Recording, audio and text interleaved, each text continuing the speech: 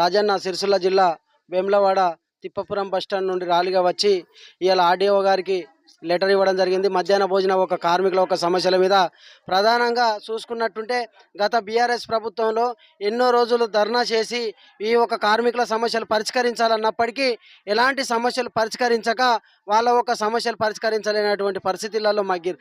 ఇవాళ కాంగ్రెస్ ప్రభుత్వం వస్తే మెయిన్ ఫెస్టివల్లో పెట్టినట్టు 10,000 వేతనం వస్తుందని ఆశపడ్డటువంటి కార్మికులు ఇవాళ కాంగ్రెస్ ప్రభుత్వాన్ని ఒకటే కోరుతా ఉన్నాం, 10,000 వేతనం చెల్లించి నిత్యావసర సరుకులు కూడా ప్రభుత్వం ఇవ్వాలి.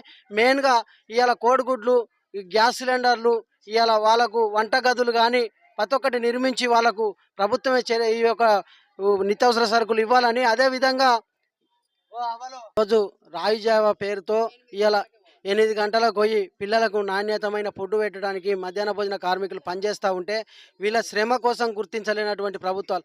ఇలా కేంద్ర ప్రభుత్వం అధికారంలోకి వచ్చినాక కార్మికుల ఒక 44 చట్టాలను ఎత్తివేసి కనీస వేతనాల చట్టం, ఇలా మధ్యాహ్న భోజన కార్మికులైనా ప్రతి కార్మికులైనా కూడా పని చేసే చోట నిత్యావసర సరుకులకు అనుకూలంగా వాళ్ళ ఒక కూలీ రేట్లు పెంచాలనే చట్టం, కనీస వేతనాల చట్టాన్ని తొలగించినటువంటి కేంద్ర బీజేపీ ప్రభుత్వం. ఇలా ప్రతి ఒక్క కార్మికులు పనిచేసే చోట ఇలా నిత్యావసర సరుకులకు అనుకూలంగా కూలీ రేట్లు పెరగాలని, కూలీ రేట్లు పడాలనే చట్టాలు కూడా తొలగించినటువంటి కేంద్ర బీజేపీ ప్రభుత్వం. ఇలా ప్రధానంగా మేము ఒకటే కోరుతా ఉన్నాం, ఈ రాష్ట్ర ప్రభుత్వాన్ని మీరు మెయిన్ ఫెస్టివల్లో పెట్టినటువంటి 10,000 వేతనం చెల్లించాలి.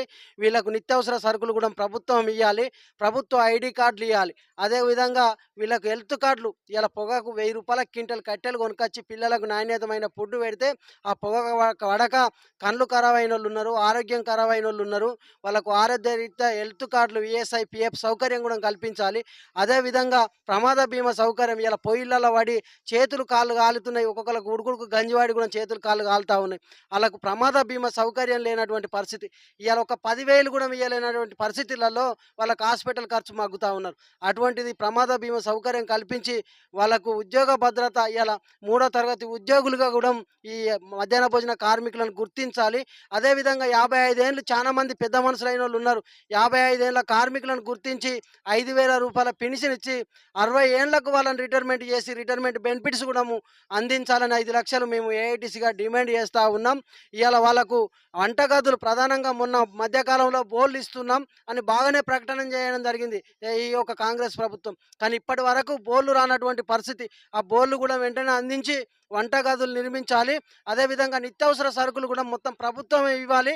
లేని వేడలో వీళ్ళ పెండింగ్ బిల్లులు ఇప్పుడు 9 నెలలు పెండింగ్ బిల్లులు ఆగిపోవడం జరిగింది. ఇలా పని చేసేటోళ్ళు లేరంటే 9 నెలలుగా వాళ్ళు బాకీ చేసుకొచ్చి మీరు కోడిగుడ్డుకు 5 రూపాయలు ఇస్తే 7 రూపాయలు పెరిగినా కూడా అదనంగా 3 రూపాయలు 2 రూపాయలు కలుపుకొని పిల్లలకు నాణ్యతమైన ఫుడ్ పెడితే ఇలా దాన్ని ఎలాంటి పట్టించుకోలేని, స్పందన లేని ప్రభుత్వాలు వివరిస్తూ ఉన్నాయి.